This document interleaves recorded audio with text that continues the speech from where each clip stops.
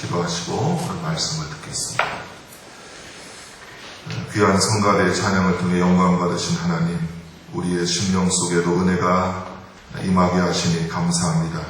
성가대원들을 늘 지켜주시고 건강과 가정과 생업에 주의 은혜가 함께 하셔서 찬송을 통해 바울과 실라처럼 옥문을 여는 역사가 저들의 삶 속에 임하게 하여 주시옵소서. 부족한 점 말씀을 들고 섰습니다. 종의 모습은 가리워 주시고 하나님 뒤에서 설교할 수 있도록 도와주시옵소서. 예수님 이름으로 기도하옵나이다. 아멘. 어떤 목사님에게 하루는 남자분이 전화를 해서 한번 찾아뵙고 싶다는 그런 이야기를 했습니다. 목사님이 날짜를 정해서 이제 만나게 되는데 부부가 찾아왔습니다. 그리고 이분들이 이런 이야기를 했습니다. 이 부인이 한 20년 동안 사회 공직 생활을 했는데 20년 동안 일하면서 남모르게 공금을 횡령해서 거액의 돈을 확보하고 그걸 가지고 미국으로 이민 가서 살아보려고 그렇게 다 계획을 끝냈답니다. 그러다가 출국 전에 찾아온 이 목사님의 설교 테이프를 듣고 회개를 했다는 겁니다. 그 설교는 로마서 5장 8절의 말씀이었는데요. 우리가 죄인 되었을 때 예수 그리스도께서 십자가에 피 흘리심으로 하나님이 우리를 향한 사랑을 확증하셨다. 내가 죄인임에도 불구하고 이미 십자가에 못 박혀서 나를 구하신 그 하나님의 사랑, 그 하나님의 사랑에 감동을 받고 회개하고 이제 내가 다시 회개하고 스스로 자수를 해서 경찰서를 찾아가고 자기 죄에 대한 처벌을 받기로 했다는 것입니다. 저는 남의 돈을 횡령한 사람입니다. 그러나 하나님의 말씀이 저를 바로 잡아 주었습니다. 저의 죄를 깨닫고 자수하고 어떤 죄도 달게 받을 것입니다. 여러분, 기독교인은 누구입니까? 기독교인의 삶은 어떠한 삶입니까? 예수님과 함께 죄에 대하여는 깨끗하게 다 죽고 다시 예수님과 함께 부활하신 예수님과 함께 의에 대하여 거룩함으로 다시 태어남을 받은 새 생명을 얻은 사람들이 기독교인들입니다. 우리는 무엇을 추구하며 무엇을 생각하며 살아야 합니까? 바울은 오늘 우리에게 몇 가지 귀한 교훈을 주고 있습니다. 첫째로 1절에 위의 것을 찾는 생활을 촉구하고 있습니다. 우리는 세례를 받을 때 우리의 옛사람이 그리스도의 십자가와 함께 다 못 박혔습니다. 그리고 주님의 은혜로 새로운 피조물이 되어서 날마다 은혜 가운데 살고 있습니다. 그러한 우리 성도들에게 바울은 위의 것을 찾으라 당부하고 있습니다. 위의 것은 하나님의 나라와 하나님의 의를 구하는 생활이고 우리가 하나님 나라의 시민권이 있기 때문에 하나님의 영광을 위해서 살라는 말씀입니다. 그리스도께서 하나님 우편에 앉아 계시기 때문에 우리는 그 가장 영광스러운 위치에 계신 예수님으로부터 가장 좋은 것, 가장 귀한 것, 영원히 변하지 않는 것을 받을 수 있기 때문에 늘 위의 것을 찾으며 살라는 말씀입니다. 어느 프랑스 여성이 피나는 고생 끝에 훌륭한 사업을 이루어냈습니다. 훌륭한 사업가가 되었습니다. 이분에게는 남들처럼 대단한 능력도 없었고 게다가 어린 시절에 너무 가난해서 지하철역 입구에서 바이올린을 켜면서 구걸을 했다고 합니다. 초등학교도 못 나왔습니다. 재정적인 지원도 못 받아서 이분은 오직 하나님만을 믿고 기도했습니다. 그리고는 위대한 사업가가 되었습니다.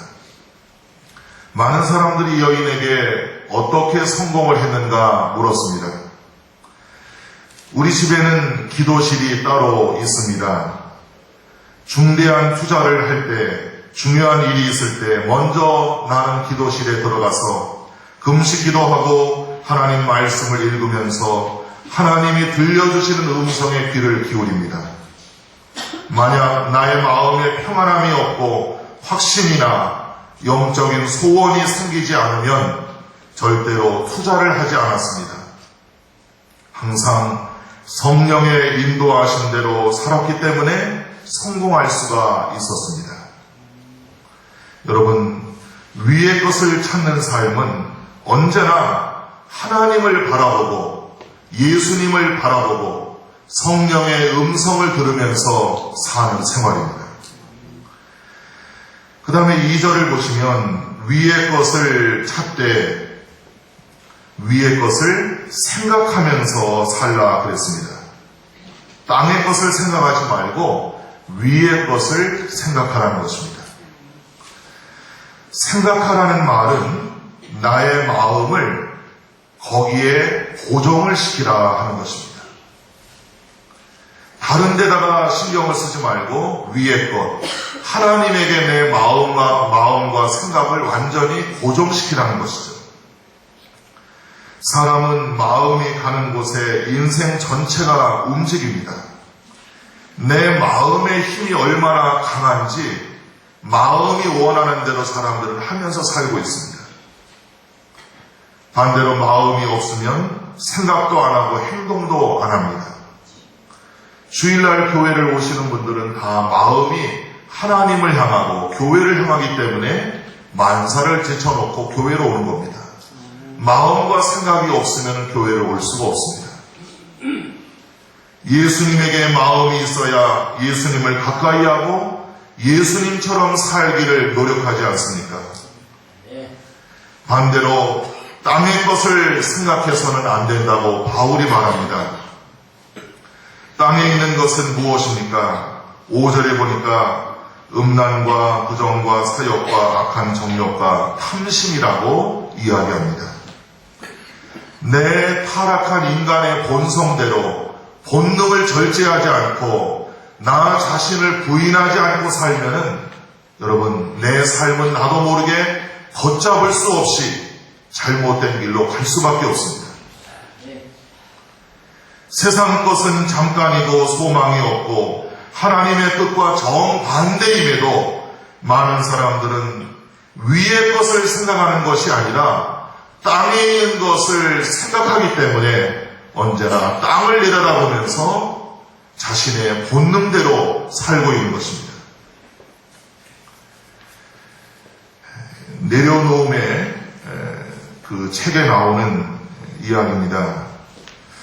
이용규 선교사가 몽골 일회 교회를 세우고 하루는 그 70이 넘은 여자분이 교회를 나오고 싶어 했지만은 몸이 불편해서 나오지 못하니까 신방을 갔습니다. 2005년도 초에 그 집에 신방을 가서 간절히 기도하고 복음을 전했습니다. 이 할머니는 예수를 믿고 싶어도 집에 있는 우상이 마음에 걸리고 저주를 받을까봐 교회를 못 나온다고 하는 것입니다. 그래서 선교사님이 사람이 두 주인을 섬길 수는 없습니다. 창조주 하나님을 믿을 것인지 세상의 헛된 신을 믿을 것인지 결정하셔야 합니다. 하나님을 믿어야 참된 평안이 있습니다. 복음을 전했습니다. 그러자 이 이분은 비닐봉지를 꺼내더니 집에 있는 향로와 우상과 그림들을 싸서 그 안에 집어넣었습니다. 그리고는 나는 이제 우상 숭배가 주는 두려움에서 해방되었다고 고백을 하였습니다. 땅의 것을 생각하고 땅의 것에 지배를 당하는 삶을 살면은 안 됩니다. 하나님을 생각하고 하나님으로 충만한 삶을 살아야 합니다. 땅의 것에는 소망이 없습니다. 전도서 1장에 솔로몬이 세상 부귀영화를 다 누린 후에 그가 말합니다. 모든 것이 헛될 뿐이다. 해 아래 있는 모든 것을 보아도 다 헛될 뿐이다. 여러분, 땅의 것을 생각하면 안 됩니다. 위의 것을 생각하고 그리스도를 바라보고 하나님을 바라보고 믿음으로 살 때에 우리에게 참 평안이 오는 것입니다.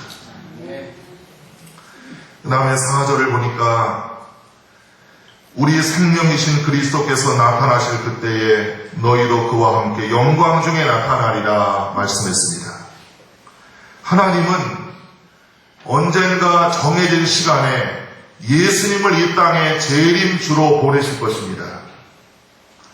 예수님이 재림하시는 그때의 성도들은 다 변화되어서 공중에 들림받아 어린 양 혼인잔치에 참여하고 그리스도와 함께 영생의 그 나라에 들어갈 것입니다.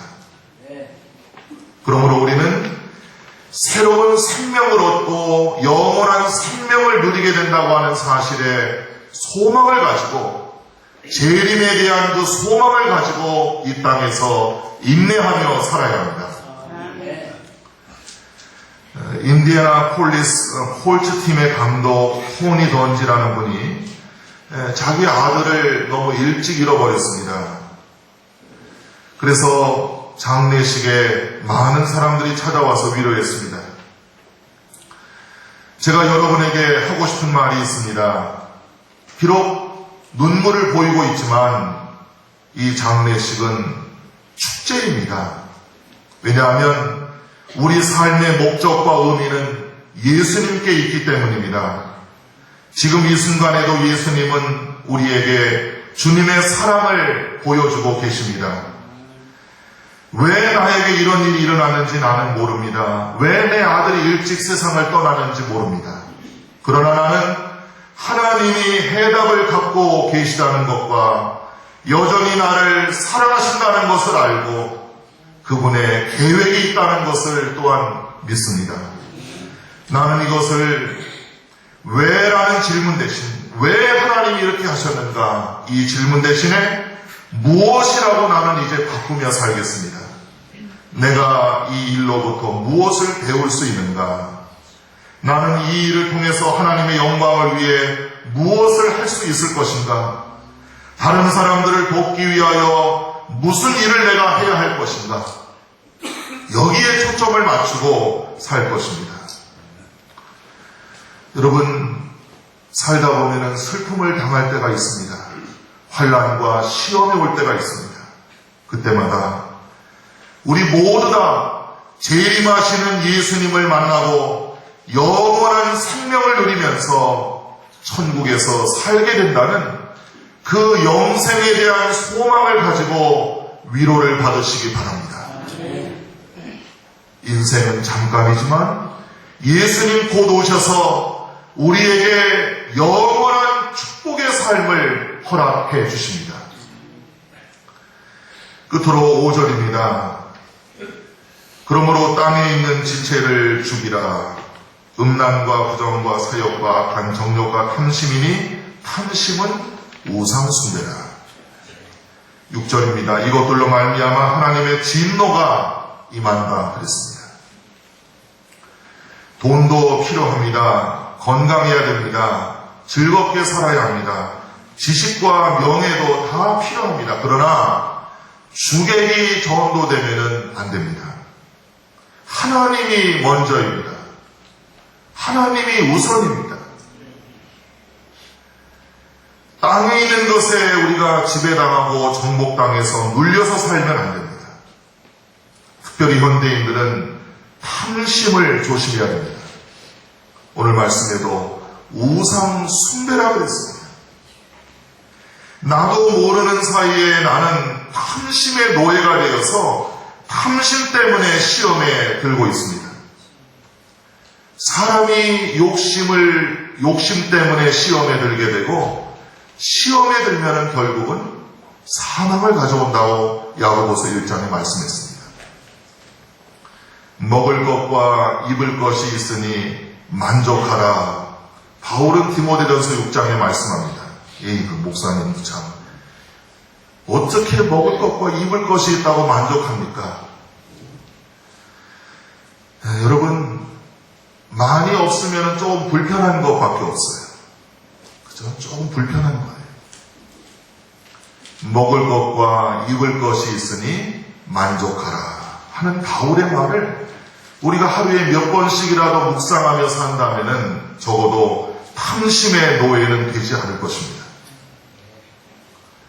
세상의 탐심의 노예가 되면은 우리는 나도 모르게 예수님을 바라보지 않고 위의 것을 바라보지 못하고 땅의 것을 바라보며 우상 숭배하는 그런 삶을 살 수밖에 없습니다.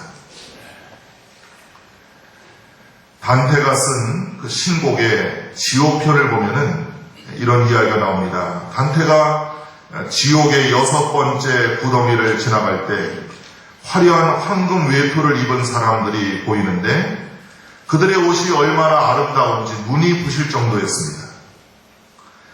그런데 단테가 그들의 황금 외투를 가만히 보니까 이것은 즉시 현상에 불과했습니다. 실제로 이들이 입고 있었던 옷이 무거운 납덩어리 외투였습니다. 그들의 모습을 궁금한 눈으로 바라보고 있는데 베르길리우스가 이렇게 설명했습니다. 저 사람들은 세상에 있을 때 늘 자기 자랑과 허영으로 욕심을 내며 살았습니다. 스스로 선한 척하고 경건한 척하고 위선을 떨며 살았습니다. 과대 포장을 했습니다. 이제 그 대가를 치르기 위해서 황금 대신 이곳에서 납덩어리로 된 외투를 입고 거친 숨을 내뿜고 있는 것입니다.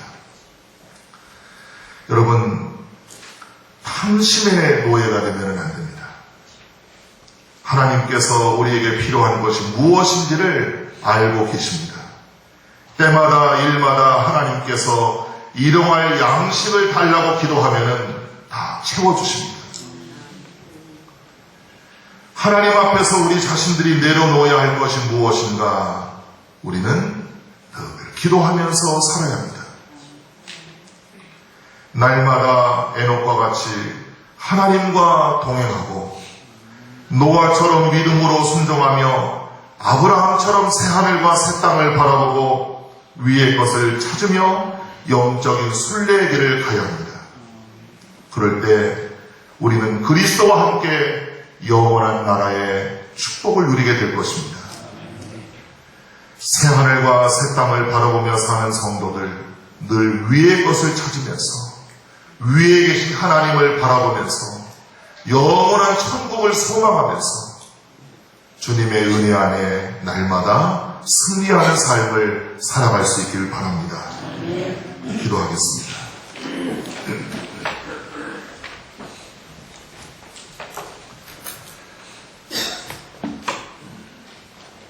그리스도와 함께 다시 살리심을 받은 우리들, 땅의 것을 생각하지 말고 땅에 있는 지체를 죽이고 위의 것을 생각하라, 위의 것을 찾으라 말씀하십니다. 많은 사람들이 하나님을 바라보고 의지하고 살다가 탐심의 노예가 되어서 넘어집니다.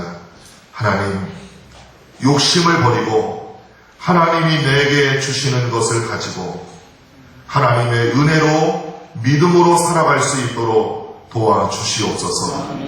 우리 모든 성도들 하나님의 은혜로 승리할 수 있게 하여 주시고 어려움 속에서 나를 구원하시고 건져주시는 주님의 능력의 오른팔을 붙잡고 믿음으로 승리하는 삶을 허락하여 주시옵소서. 예수님이 땅에 오실 때 우리 모두 영원한 나라의 그 소망을 가지고 오늘도 내일도 인내하며 기도하며 승리하는 삶을 살게 하여 주시옵소서. 예수님 거룩하신 이름으로 기도하옵나이다. 아멘.